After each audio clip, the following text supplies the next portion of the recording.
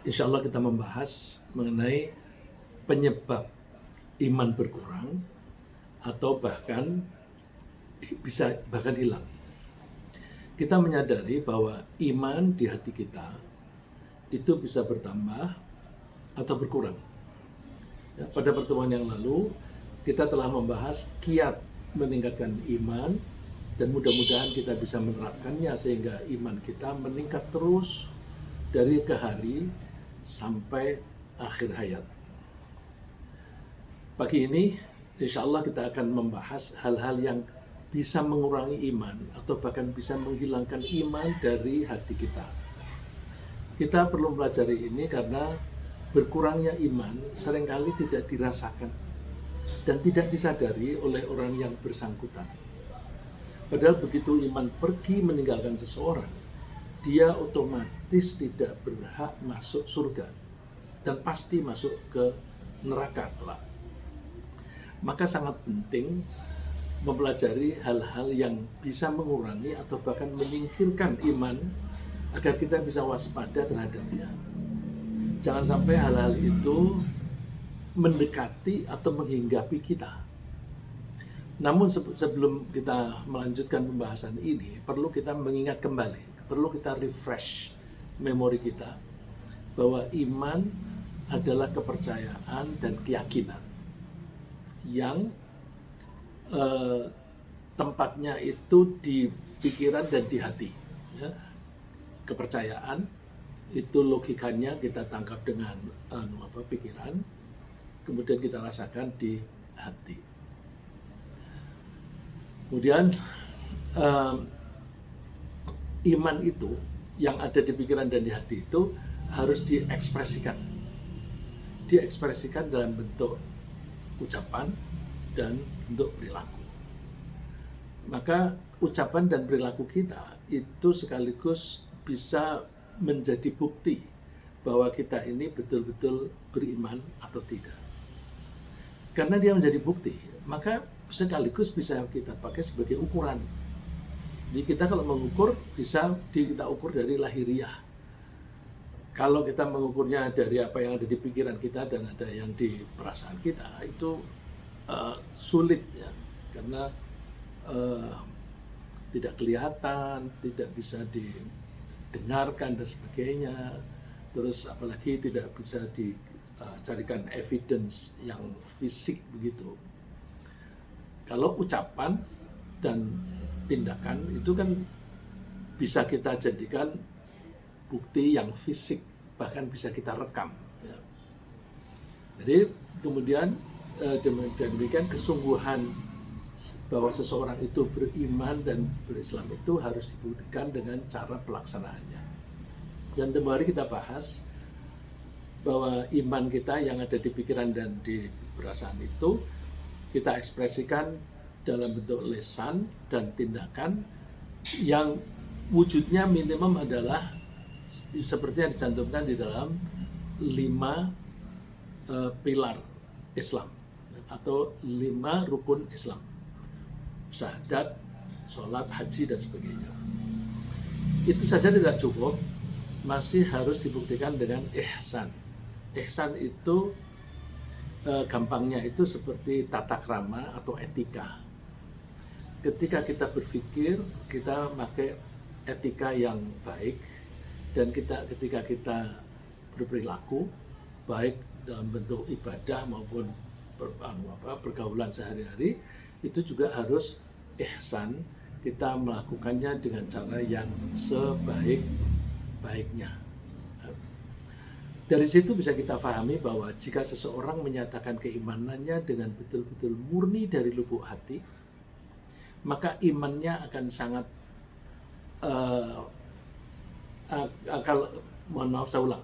jika seseorang menyatakan keimanannya itu tidak betul-betul dari lubuk hati, maka iman itu akan rawan berkurang. Kapan rawannya? Macam-macam. Misalnya ketika kehidupan ini menjadi tidak stabil. Misalnya biasanya duitnya banyak, kemudian suatu saat duitnya menjadi turun. Banyak menjadi turun itu macam-macam. Bisa karena PHK, perusahaannya bangkrut atau penghasilannya menurun, lalu kita terpaksa diberhentikan. Bisa juga karena pensiun dan sebagainya. Nah, orang yang memeluk agama dengan orientasi mencari kesejahteraan hidup, maka imannya akan labil, berubah-ubah sesuai dengan perubahan kesejahteraan tadi. Dulu kita ketika pengajian kita masih Kamis malam di ini PPM tetap dari dulu Rabu ya. Di pengajian Kamis malam kita pernah ketemu teman yang dia cerita di antara saudara-saudaranya itu ada yang beragama itu orientasinya kesejahteraan. Jadi kalau dia memeluk agama A, kemudian dia kok tidak menjadi kaya, dia tinggalkan, dia ganti agama B. Kalau tidak sejahtera, dia ganti agama C dan seterusnya. Nah, tentu orang yang semacam itu imannya rawan. Nah, kalau imannya rawan, itu kira-kira kalau iman itu kita gambarkan sebagai lingkaran, iman orang semacam itu di pinggiran, di dekat garis pinggir, atau suka kita menyebutnya marginal. Ya, kalau kita ingin tidak rawan, kita usahakan iman kita itu berada di tengah supaya stabil terus. Kalau tak bergeser itu bergesernya sedikit, masih tetap di daerah tengah. Tapi kalau sudah di pinggir, maka dia goyang sedikit aja udah bisa keluar.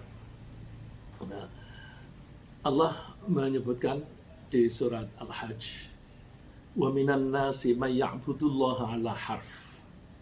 Di antara manusia ada yang menyembah Allah itu di tepian, di pinggir, kalau di pulau itu ya di pantai begitu. Fa in asabahu khair itma'anna bih. Kalau dia memperoleh nasib baik, dia tenang di situ. Tapi wa in asabatu fitnatun inqalaba ala wajhi. Kalau dia mendapatkan kekacauan ekonomi, kekacauan masalah keluarga, kekacauan masalah politik, misalnya begitu, dia berbalik. Khasirat dunia wal akhirah, orang semacam itu dia akan merugi baik di dunia maupun di akhirat. Bahkan dzalika huwal khusranul mubin, kerugian itu betul-betul nyata. Karena dia di dunia pun akan sempit rasanya dunia ini, dan ketika di akhirat dia akan tersiksa di neraka. Nah, naik turunnya iman orang-orang yang disebutkan tadi di dalam ayat tadi itu dipengaruhi oleh perkembangan nasibnya, terutama di bidang ekonomi. Ada juga orang yang tingkat keimanannya itu naik turunnya dipengaruhi oleh kesibukannya di dalam bekerja. Ya, ini banyak kita saksikan ini. Terutama mereka yang menyibukkan diri untuk mengumpulkan harta atau untuk mencari dukungan politik sebanyak-banyaknya, atau untuk meningkatkan pengaruh pribadi di dalam masyarakat. Pengaruh pribadi itu misalnya ingin meningkatkan karisma diri, ya. Ingin meningkatkan karisma diri, lalu dia berusaha untuk tampil begini, tampil begitu. Nah, itu membuat riskan. Karena apa? Itu bisa menyebabkan seseorang menghabiskan waktu berlebihan. Kalau dia menghabiskan waktu berlebihan, maka ada kemungkinan dia lupa tugas dari Allah. Misalnya sholat. Kita sering menyaksikan orang yang bisnisnya makin maju, wah maju sekali, tapi sholatnya kurang. Bahkan kita sering melihat orang semacam itu lalu terus kepengen meningkatkan pahala atau ingin mendapatkan pahala lebih banyak dari Allah, lalu terus membuat masjid. Masjidnya di sebelah rumah, bagus sekali, tapi orang itu jarang ke masjid. Karena apa? Karena kesibukannya. Ya. Allah wanti-wanti, alhaakumut takatsur, berbanyak-banyakan itu bisa membuat kalian lalai. Nah, di terjemahan di depan kita, di dalam kurung dibikin bermegah-megahan. Kalau kalimatnya di dalam Al-Quran itu at-takatsur dari kata katsir. Katsir itu banyak. Ya. Nah, berusaha mendapatkan banyak. Nanti kalau dia berusaha mendapatkan banyak, misalnya ini harta. Terus begitu harta sudah banyak, dia menganggap bahwa ini prestasiku. Terus dia menjadi bangga. Nah, bangga kalau dia dipuji atau kemudian mendapatkan kesempatan yang lebih bagus, mendapatkan penghormatan, dia kepengen lebih lagi. Terus jadi lalai. Nah, di ayat itu tidak disebutkan berbanyak-banyakan di bidang apa, supaya itu fleksibel pengertiannya, bisa berbanyak-banyakan harta, bisa berbanyak-banyakan pengaruh. Kalau pengaruh itu berarti ujung-ujungnya politik, ya. Bisa juga berbanyak-banyakan dalam keterampilan misalnya, ya. Keterampilan itu perlu, tapi jangan terlalu berlebihan ukurannya. Latihan kita itu membuat kita lalai nggak? Gitu. Nah, orang-orang semacam itu biasanya terpengaruh situasi di masyarakat. Kalau masyarakatnya itu berlomba-lomba dalam keduniaan, dia akan terpengaruh. Ini seringkali saya dengar dari teman-teman yang suka cerita, aduh tinggal di kompleks tuh nggak enak. Misalnya kalau wartawan di komplek wartawan. Kenapa? Itu kalau istri-istri kita tuh lagi di salon ketemu, nanti cerita ini cerita itu. Terus sampai di rumah, Kang, Mas, atau Pak, itu si A, dia bisa beli ini itu. Kenapa kita nggak bisa? Lalu suaminya terpacu. Itu kalau komplek wartawan. Komplek yang lain, ya begitu, bisa lebih seru. Kalau kompleknya itu yang lebih elit lagi, maka mereka suka jor-joran. Dan itu memang kecenderungan di masyarakat. Ya. Allah wanti-wanti, "I'lamu annamal hayatud dunya la'ibu wa lahu wa zinatu wa tafakhurun bainakum wa takatsurun fil amwali wal aulad." Ketahuilah bahwa kehidupan di dunia ini bagi orang-orang yang imannya kurang kuat, ini perlu digarisbawahi. Bagi orang-orang yang imannya kurang kuat, tidak untuk orang yang imannya kuat. Kehidupan ini bagaikan laib, permainan. Ya, coba kita lihat orang yang orientasinya bisnis tingkat tinggi, itu kan mereka menganggap bisnis ini main-main. Misalnya mereka bikin kartel, bikin persetujuan bagaimana supaya harga naik atau harga turun, nanti mereka bisa mendapatkan keuntungan dari naik turunnya harga. Yang paling mencolok itu ya perdagangan saham. Itu bisa dalam satu hari itu naik turunnya berkali-kali. Ya. Walahun dan kegiatan-kegiatan yang suka membuat lalai, ya. Lahun laha, alhakum, ya. Itu akar katanya sama. Alhakum akan membuat kalian lalai. Lahun sesuatu yang membuat lalai. Wazinatun dan hiasan. Orang cenderung memakai baju yang bagus, pakai mobil yang bagus, rumahnya yang bagus dan sebagainya. Itu zina. Watafakhur dan saling mengungguli, berusaha saling mengungguli bainakum di antara kalian. Watakatsurun fil amwali wal aulad dan berlomba-lomba banyak-banyakan dalam harta dan anak.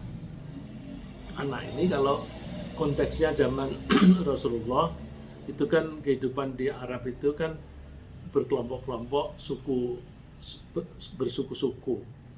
Kalau mereka makin banyak anaknya, berarti pertahanan suku itu menjadi lebih kuat. Nah, Terus menjadi mereka bangga kalau sukunya kuat. Nah, kalau sekarang tidak perlu anaknya sendiri, bisa juga anaknya orang lain, asal yang penting anak-anak itu mendukung atau orang itu mendukung. Maka aulad ini sering diartikan sebagai para pendukung. Nah, mengejar kemewahan yang ujung-ujungnya adalah kebanggaan semacam ini seringkali membuat seseorang terlalu sibuk dan asyik sehingga mereka lengah atau bahkan lupa untuk mempersiapkan bekal kehidupan di akhirat. Nah, dengan begitu imannya menjadi berkurang. Praktis ya, praktek kehidupan sehari-harinya itu bisa menjadi berkurang. Mereka lebih menyukai kehidupan di dunia. Kenapa? Karena lebih instan, lebih cepat bisa dirasakan daripada kehidupan di akhirat yang masih lama. Nah, ini kecenderungan kepengen lebih cepat itu sekarang makin kuat dengan adanya teknologi informasi, HP. Kita cari yang paling cepat. Nah, kalau ada model baru, wah lebih cepat, kita senang yang itu. Nanti kalau yang kapasitasnya rendah, lemot, nah itu tidak disukai. Beli makanan juga yang instan. Nah itu ada baiknya. Cuma jangan sampai mempengaruhi karakter kita sehingga kita kecenderungannya itu yang instan-instan. Kalla bal tuhibbunal ajilata wa tadharunal akhirah. Sekali-sekali jangan demikian. Sebenarnya kamu manusia lebih mencintai al-ajilah. Al-ajilah itu artinya sesuatu yang instan. Tapi diterjemah di situ diartikan kehidupan dunia. Berarti sudah penafsiran ya. Yang ada di depan kita itu sudah penafsiran. Lalu dalam kurung saya tambahi yang bisa cepat dirasakan. Cepat itu karena ajilah artinya yang buru-buru gitu, yang bisa cepat. Terus watadarunal akhirah, dan kalian meninggalkan kehidupan di akhirat.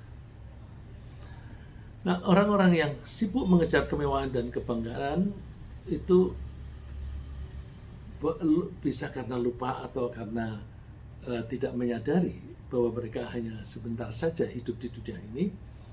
Lalu mereka lupa bahwa kehidupan di akhirat itu adalah akibat dari apa yang kita lakukan sekarang. Nah, kalau kita itu terlalu menyibukkan untuk kehidupan sekarang, nanti bekal untuk masa depan justru malah terabaikan. Ya. Maka mereka lebih mengutamakan orang yang lebih suka instan tadi, lebih suka mengumpulkan bekal untuk hidup di dunia. Dan mengapa mereka tidak mau mengumpulkan bekal untuk di akhirat? Bisa juga mereka itu tidak maunya itu disampaikan karena kesibukan. Bisa juga dikarenakan keraguan. Apa benar itu besok kita itu dibangkitkan kembali? Nah, kalau ada orang yang ragu-ragu, keraguan itu juga bisa menyebabkan iman itu turun. Nah, jadi salah satu hal yang menyebabkan iman berkurang adalah core-nya ada di ragu-ragu. Terutama ragu-ragu mengenai kehidupan di akhirat. Nah, maka mereka tidak tertarik mengumpulkan bekal akhirat ya karena ragu-ragu ya. Dan bahkan mereka berani melakukan pelanggaran-pelanggaran termasuk kejahatan. Karena mereka ragu-ragu besok itu dibalas, alah nggak apa-apa, hidup kan hanya di dunia, nanti mati ya udah, mati ya sudah gitu. Padahal setelah mati itu ada kelanjutannya. Nah, yang ragu-ragu itu mereka tidak percaya akan adanya balasan kelak. Kalaupun mereka mengaku beriman, mereka melakukan itu hanya untuk kepentingan bisnis atau yang lainnya. Misalnya kalau lingkungannya itu orang-orang Islam, Ya, dia kalau tidak menyesuaikan diri dengan lingkungan, dia bisa terkucil. Gitu. Dan kalau berdagang bisa juga tidak laku. Lalu dia berusaha memeluk agama yang diikuti mayoritas. Jadi dengan begitu melakukan beragamanya itu hanya untuk kepentingan keduniaan. Nah, kelak di akhirat mereka kalau toh minta pertolongan kepada teman-temannya yang sesama muslim, misalnya, mohon maaf yang mereka kan mengaku muslim tetapi sebenarnya ragu-ragu. Ketika di akhirat teman-temannya yang serius itu masuk surga, sedangkan orang-orang yang ragu-ragu tadi masuk ke neraka. Nah, itu digambarkan oleh Allah ketika di akhirat, yunadunahum alam nakum ma'akum. Orang-orang yang ragu-ragu tadi bilang, kan dulu aku ini temenmu. Terus orang-orang yang di surga itu, qalu bala walakinnakum fatantum anfusakum wa tarabbastum wa irtabtum wa gharratkumul amaniyyu hatta jaa amrullah wa gharrakum billahi al-gharur. Benar, tetapi kamu mencelakakan dirimu sendiri dan menunggu kehancuran kami, dan kamu ragu-ragu serta ditipu oleh angan-angan kosong, sehingga datanglah ketetapan Allah dan kamu telah ditipu sehingga kalian lupa kepada Allah. Ada hal-hal yang menipu kalian. Yang menipu itu termasuk harta dan kepangkatan. Ya. Harta perlu, tetapi jangan sampai membuat kita lalai. Kalau orang hanya nguber harta, mungkin dia berhasil mengakumulasi harta jumlah banyak, tapi ternyata ketika umurnya habis, hartanya sisanya banyak. Tapi dia sudah terlanjur menghabiskan waktu untuk itu, kurang menekuni ibadahnya. Jadi akhirnya rugi. Lagi, di samping orientasi keduniaan dan kesibukan mengejar kemewahan, maksiat atau pelanggaran terhadap peraturan Allah itu juga bisa menyebabkan iman berkurang. Jadi kalau orang melakukan pelanggaran, misalnya tidak boleh berzina, dia berzina. Tidak boleh mengambil barang orang, dia mencuri. Itu berarti dia melanggar. Pelanggaran itu bisa dua macam. Satu seperti tadi, ada larangan, dia lakukan. Jadi dia langgar. Bisa juga pelanggaran itu ada kewajiban, tapi dia tidak melaksanakan kewajiban itu. Diwajibkan sholat, tapi dia tidak sholat. Itu juga pelanggaran. Nah, saya ingin membahas yang pelanggaran berupa melakukan larangan. Allah misalnya melarang berzina, melarang mencuri, melarang minum minuman keras. Rasulullah mengatakan, la yazni zani hina yazni wa huwa mu'min. Kalau ada seorang pezina, kemudian dia sedang melakukan berzina, sedang dalam proses, maka dia bukan mukmin.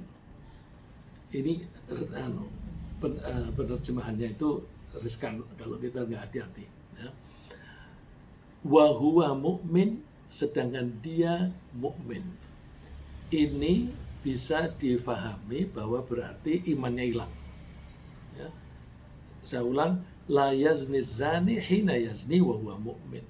Seorang pezina, ketika dia berzina, dia tidaklah dalam keadaan mukmin. Kalau tidak dalam keadaan mukmin, berarti begitu seseorang itu berzina, dia sudah keluar dari Islam. Tapi sebagian besar ulama menerjemahkannya bukan mukmin, bukan begitu, tetapi imannya tidak sempurna. Jadi kenapa begitu? Karena ada hadis bahwa Rasulullah itu mengatakan, jika seseorang itu mengatakan la ilaha illallah dengan tulus, dengan murni di lubuk hatinya, maka dia masuk surga. Terus ada sahabat bertanya, meskipun orang itu berzina dan mencuri, Rasulullah mengatakan, meskipun dia berzina dan mencuri. Oh, artinya ketika orang berzina, dia tidak otomatis jadi kafir. Tapi kok ada kalimatnya Rasulullah seperti ini, tidaklah berzina seorang pezina sedangkan dia itu mukmin. Maka para ulama menerjemahkannya mukminnya sempurna. Oke, ini diterjemahkan sebagai Islam keimanannya tidak sempurna, berarti kan berkurang. Ya, berarti berkurang. Nah, yang kita bahas pagi ini adalah bahwa kita mesti hati-hati. Ada hal-hal yang bisa menyebabkan iman kita itu berkurang.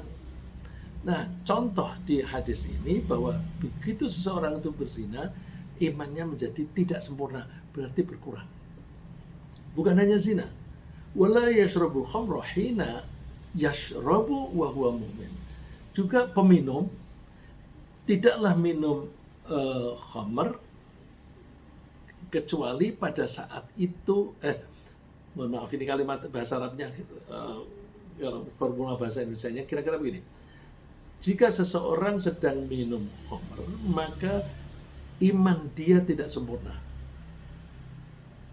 Kenapa? Dia melakukan pelanggaran. Begitu pula wala yasriqu hina yasriqu wa huwa mu'min. Ketika seseorang itu mencuri, maka imannya tidak sempurna. Wala yantahibu nahbatan yarfa'un nasu ilaihi fiha absaruhum hina yantabiha wa huwa mu'min. Dan tidaklah seseorang itu merampas sesuatu yang berharga dan menarik bagi manusia pada saat itu dia sempurna imannya. Ini kira-kira kalau disederhanakan, kalau ada orang merampas sesuatu yang dianggap berharga oleh orang pada umumnya, misalnya perhiasan, berlian yang harganya puluhan juta, itu disukai oleh kebanyakan orang. Nah, ketika seseorang itu merampas barang-barang berharga semacam itu, orang yang merampas itu imannya tidak sempurna. Misalnya barang berharga yang lain, misalnya mobil mewah dirampas. Nah, dia ketika merampas imannya tidak sempurna. Logikanya bagaimana sih? Logikanya begini loh. Allah kan melarang mencuri. Kalau dia itu orang beriman, maka dia tidak akan mencuri.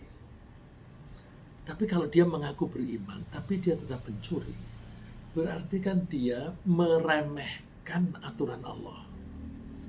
Kalau dia meremehkan aturan Allah, berarti dia meremehkan Allah itu sendiri. Loh, aku larang kok kamu masih melanggar. Berarti orang yang melanggar itu tidak menghargai, tidak menghormati yang membuat larangan. Padahal Allah itu harus ditaati. Kok dia melakukan pelanggaran berarti dia tidak taat. Maka orang yang sedang melakukan maksiat itu sebenarnya dia sedang mengikis imannya. Kebetulan contoh di sini adalah dosa-dosa besar semua. Berzina, mencuri, minum minuman keras. Kenapa dosa besar? Ini semua yang dicontohkan di sini itu termasuk kejahatan yang mendapatkan pidana. Orang yang berzina hukumannya dicambuk. Orang yang dicambuknya 100 kali ya. Orang yang minum minuman keras dia hukumannya dicambuk 40 kali. Orang yang mencuri hukumannya dipotong tangan. Orang yang merampas, ini berarti merampok, hukumannya dipotong tangan dan kaki berselisih. Tangan kanan dan kaki kiri. Ini berarti dosa besar. Nah, kalau ada dosa yang ancaman semacam itu, sebenarnya bukan berarti Allah jahat. Justru Allah itu ingin membuat masyarakat itu aman. Supaya orang takut mencuri. Tapi karena tidak ada ancaman yang berat, bahkan korupsi triliunan hukumannya hanya 1-2 tahun, bandingkan dengan kesalahan hanya salah ngomong, aku sehat, dianggap kebohongan publik hukumannya 4 tahun. Itu sehingga membuat orang yang suka mencuri ya diteruskan saja, hukumannya ringan. Bahkan nanti di tengah-tengah proses di penjara ada grasi, ada pengurangan hukuman. Akhirnya tidak ada determinan, ya, tidak ada kejeraan bagi orang-orang yang mencuri. Nah, kita mudah-mudahan kita tidak melakukan itu semuanya. Cuma kita prihatin kenapa banyak orang seperti itu. Jangan sampai kita meniru, karena begitu kita melakukan itu, maka iman kita berkurang. Bagaimana kalau dosanya dosa kecil? Oh ya, berkurang juga, cuma kadarnya lebih kecil. Nah, kan sayang, meskipun lebih kecil, kita ini kepengennya kan memupuk iman kita tuh makin hari makin meningkat. Supaya apa? Supaya ketika kita dipanggil oleh Allah, kita dalam keadaan betul-betul beriman. Nah, kalau kita betul-betul beriman, kita kan berharap kita husnul khotimah. Kalau husnul khotimah, mudah-mudahan kita masuk surga. Tapi coba, orang lagi dalam proses mencuri. Mencuri ini kalau bentuknya korupsi. Korupsi itu kan harus kerjasama. Kerjasama ini yang kecil-kecilan ya. Kalau yang kecil-kecilan itu biasanya di level lembaga yang rendah. Ya, misalnya pembelian barang dari satu lembaga itu, pesan kepada toko membeli kertas 100 rim misalnya, terus kerjasama dengan si toko tadi, nanti kalau saya kembalikan kamu beli lagi ya, kalau harganya misalnya 50.000, nanti dia bisa membeli dengan harga 30.000 misalnya. Terus itu dibayar, masuk gudang. Di gudang dicatat, nanti beberapa hari lagi berkurang, laporannya sudah dipakai, padahal barang yang sama keluar lagi kembali ke toko tadi. Ini kan butuh proses, butuh waktu, dan butuh kerjasama antara penjual toko, penjaga gudang, orang pembelian, dan kasir misalnya. Nah, ini butuh waktu. Ketika dalam proses itu berjalan, kemudian orang itu mati, entah yang mana, entah yang di toko atau yang jaga gudang, mati. Matinya kan dalam keadaan imannya berkurang. Ya, kita membahas ini mudah-mudahan kita tidak terkena itu. Jangan sampai kita itu mati dalam keadaan iman kita sedang turun, atau jangan-jangan malah defisit. Nanti ada yang lebih berat lagi. Nah, pelanggaran terhadap peraturan Allah bisa juga dalam bentuk tidak melaksanakan perintahnya. Misalnya, perintah melaksanakan sholat 5 kali sehari, puasa di bulan Ramadan, dan menunaikan haji bagi yang mampu. Nah, tidak melaksanakan perintah Allah semacam ini, itu menyebabkan seseorang itu berdosa besar, dan hal itu otomatis mengurangi keimanannya. Misalnya, ada hadis, ini mirip-mirip tadi. Inna baina rajuli wa baina syirki wal kufri tarkas shalah. Untuk membedakan orang yang muslim dan yang musyrik atau kafir, ukurannya di mana? Meninggalkan sholat. Saya tadi bilang mirip. Kalau tadi kan dikatakan tidak beriman, terus para ulama mengartikannya tidak sempurna. Di sini orang yang tidak sholat dipakai sebagai ukuran dia muslim atau bukan. Kalau dia tidak sholat berarti kafir atau musyrik. Wah, keluar dong. Begini penjelasannya. Dia meninggalkan sholat itu alasannya apa? Kalau dia mengatakan bahwa aku tahu sih sholat itu wajib, tapi aku ini malas. Dosanya besar. Tapi dia masih tergolong mukmin. Nah, dosa besar mukmin, jadi imannya tergerus. Tapi kalau dia bilang sholat segala ngapain? Nggak perlu sholat. Nah, kalau dia bilang nggak perlu sholat, dia menjadi kafir. Nah, ada juga yang mengatakan ini logika dia sendiri. Sholat itu kan biar kita menjadi orang baik. Aku kan sudah menjadi orang baik. Karena aku sudah menjadi orang baik, nggak perlu lagi sholat. Nah, dia mengatakan tidak perlu sholat, dia sudah keluar dari Islam. Nah, jadi hati-hati kalau tidak sholat. Jangan pernah mengatakan tidak penting atau tidak perlu. Begitu mengatakan tidak penting atau tidak perlu, berarti dia sudah keluar dari Islam. Tapi yang paling ringan adalah kalau dia mengatakan, aku tahu sih ini wajib, cuma males, itu harus wudhu segala dan sebagainya. Nah, itu dosa, tapi dosa besar. Tapi meskipun begitu, saya tidak menganjurkan ya udah tinggalkan sholat, tapi karena itu aja. Ini justru kita harus waspada, jangan sampai iman kita berkurang. Nah, jika seseorang misalnya lalai atau melupakan Allah sehingga dia tidak melaksanakan perintahnya atau melanggar larangannya, maka dia akan dikerumuni oleh setan. Nah, ini ujung-ujungnya nanti akan begitu. Pertama, meninggalkan sholat. Begitu dia meninggalkan sholat, nanti setan datang. Ya.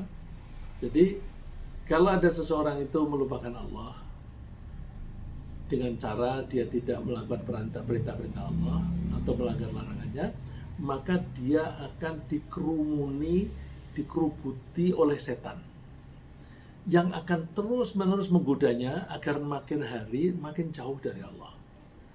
Allah menggambarkan orang yang semacam itu, wa may ya'shu 'an dzikrir rahmani nuqayyid lahu syaitanan fahuwa lahu qarin. Siapa yang hidupnya ini dia berpaling dari ingat kepada Allah, berpaling dari ingat kepada Allah berarti melupakan Allah. Nuqayyid lahu syaitanan, maka kami biarkan setan-setan itu mengerumuni dia. Fahuwa lahu qarin, setan itu menjadi teman setia. Qarin itu teman yang selalu menyertai. Qarin selalu berbarengan, menyertai, teman setia. Nah, setan itu kelakuannya wa innahum la yasuddunahum anis sabili wa yahsabuna annahum muhtadun. Mengajak orang yang menjadi temannya tadi supaya tidak melaksanakan perintah Allah, tapi mereka menganggap bahwa itu baik. Wa yahsabuna annahum muhtadun, mereka menganggap bahwa mereka itu mendapatkan petunjuk. Seperti orang yang bilang tadi, sholat itu kan supaya kita menjadi orang baik. Aku sudah menjadi orang baik kok. Ya, saya teruskan. Apalagi yang lebih parah dari itu, ya. Ada lagi yang membahayakan keberlangsungan iman di hati kita, yaitu penyakit hati. Penyakit hati itu misalnya dengki, sombong, dan kikir. 3 macam penyakit hati ini bukan hanya berpotensi mengurangi iman, tapi justru bahkan menggusur iman dari hati. Jika iman kita kuat, penyakit hati itu tidak akan hinggap di hati kita. Tapi kalau penyakit hati itu sampai sempat masuk, iman kita yang terusir. Nah, jadi kalau misalnya ibaratnya ada rumah, hati kita itu rumah, kalau iman kita kuat, maka kalau ada penyakit hati mau masuk, itu dia terusir, mental. Tapi kalau imannya lemah, maka penyakit hati masuk pelan-pelan. Begitu dia berhasil masuk, imannya kabur. Nah, ini lebih bahaya lagi. Dan celakanya, kebanyakan orang tidak merasa bahwa hatinya itu sedang dihinggapi oleh penyakit hati. Yang saya sebutkan di sini ada tiga yang inti, ada juga derivatifnya, ya, yaitu dengki, sombong, dan kikir. Nanti kita lihat logikanya. Wa ammal ladzina fi qulubihim maradun fazadahumullahu rijsan ila rijsihim wa matu wa hum kafirun. Dan adapun orang-orang yang di dalam hati mereka itu ada penyakit, maka surat dari Al-Quran, artinya Al-Quran itu akan menambah kekafiran mereka. Kok bisa menambah? Kalau orang itu di hatinya sakit, maka Al-Quran itu tidak membuat mereka menjadi beriman, tapi malah mereka menjadi benci kepada Quran. Misalnya kikir. Orang yang kikir itu kan maunya harta itu udah dipegang, nggak boleh lepas, tidak akan diberikan kepada orang lain dalam bentuk pemberian. Ketika membaca Al-Quran, Al-Quran menganjurkan bersedekah. Enak aja, aku kerja mati-matian, kemudian dibagi-bagi. Sikap dia itu bertentangan dengan ajaran Al-Quran. Maka akhirnya dia justru menentang Al-Quran, dan karena menentang Al-Quran maka menjadi kafir. Ya. Dan penyakit itu akan makin bertambah sampai dia mati dalam keadaan kafir. Dan hati-hati, kalau penyakit hati itu sudah hinggap di hati seseorang, maka dia kalau tidak segera diobati, dia bisa makin bertambah. Bertambah itu bisa dua macam. Kalau itu satu, kemudian bertambah, bisa menjadi makin besar, volumenya makin besar. Itu bertambah. Bisa juga penyakit hati, kemudian punya anak. Misalnya orang yang iri hati, terus kemudian menjadi dengki. Dengki dan iri udah dua penyakit. Nanti ketika dengki, dia curiga kepada orang lain. Curiga itu penyakit hati. Kecurigaan ini kadang-kadang menimbulkan kebencian. Kebencian itu penyakit hati. Terus menimbulkan permusuhan. Nah, jadi kalau ada penyakit hati tidak segera diobati, maka dia akan bertambah. Bisa menjadi bertambah besar, bisa berarti bertambah menjadi banyak ragamnya. Ya. Allah menyebutkan fi qulubihim maradun fazadahumullahu marada. Di dalam hati mereka ada penyakit. Lalu Allah membiarkan penyakit itu makin bertambah. Terus di akhirat besok walahum adzabun alim bima kanu yakdzibun. Di akhirat nanti mereka akan mendapatkan siksaan yang pedih dikarenakan mereka suka berbohong. Ini siapa? Ini kalau kita lihat konteksnya di dalam Al-Quran, di atasnya itu ada wa minan nasi may yaqulu amanna billahi wa bil yaumil akhir wa ma hum bimumin. Di antara manusia itu ada orang yang mengatakan kami beriman, padahal mereka bukan orang mukmin. Berarti itu orang munafik. Nah, digambarkan oleh Allah orang munafik itu di hatinya ada penyakit. Ya, ada penyakit. Jadi hati-hati kalau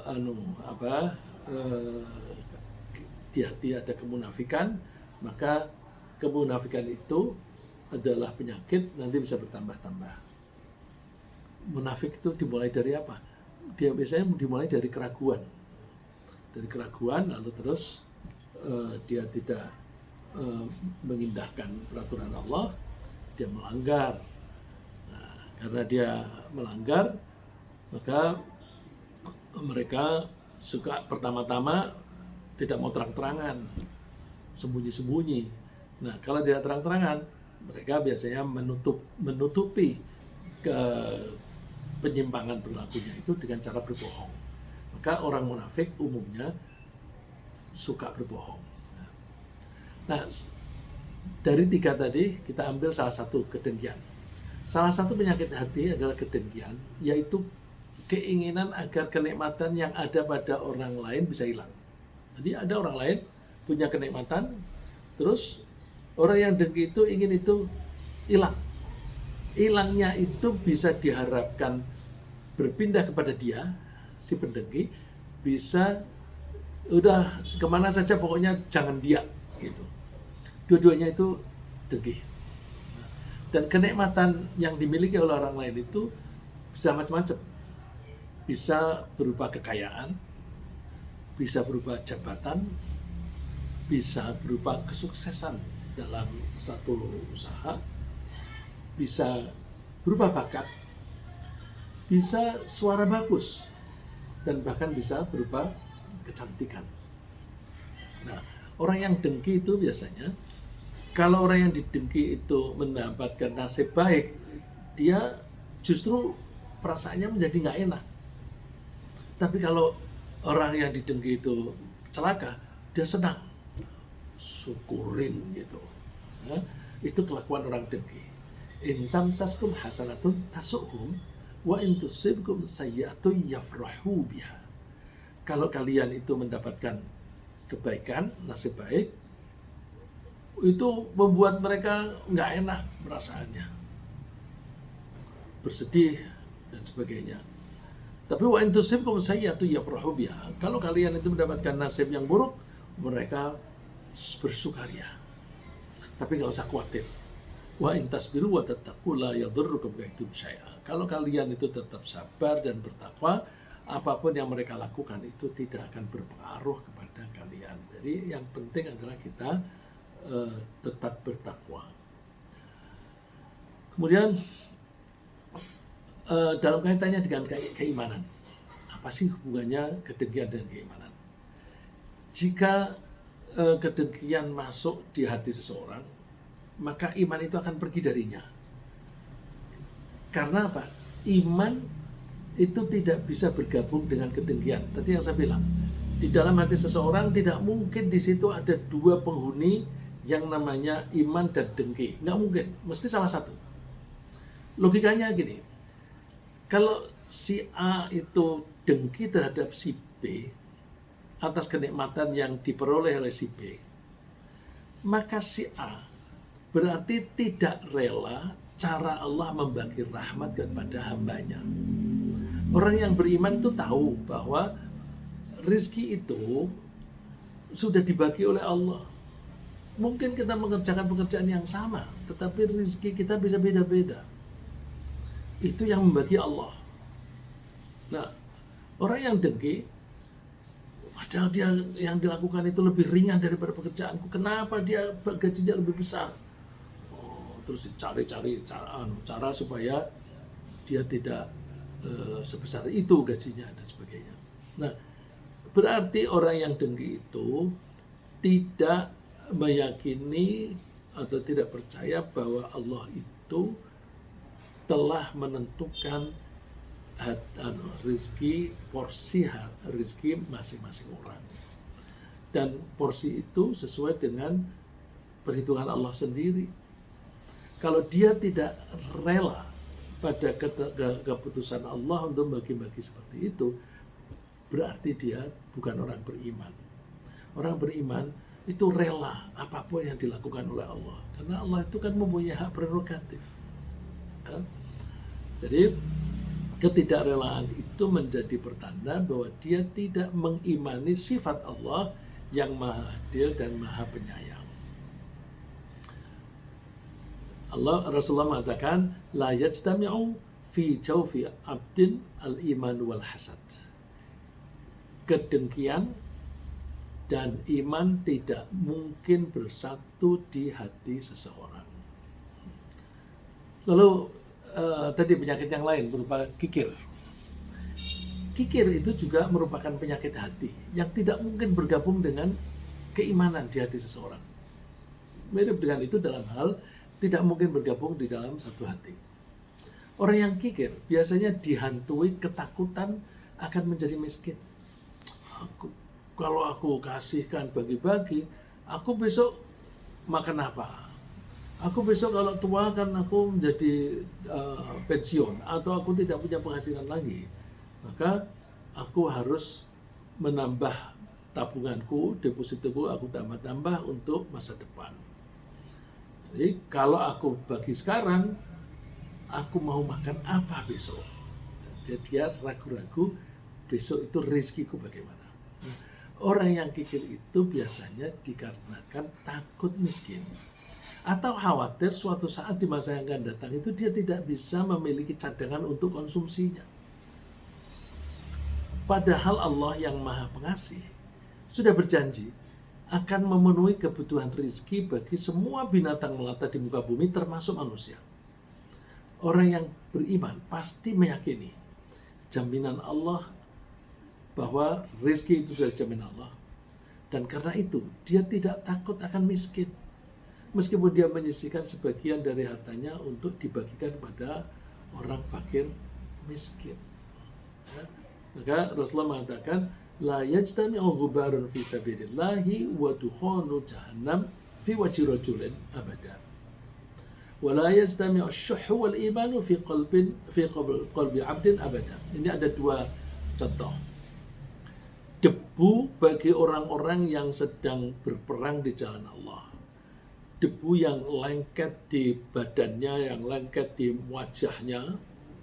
Karena pada saat itu kalau perang di padang pasir itu kan lalu banyak debu. Debu yang ada di wajah itu tidak akan disentuh oleh api neraka selamanya. Tidak mungkin.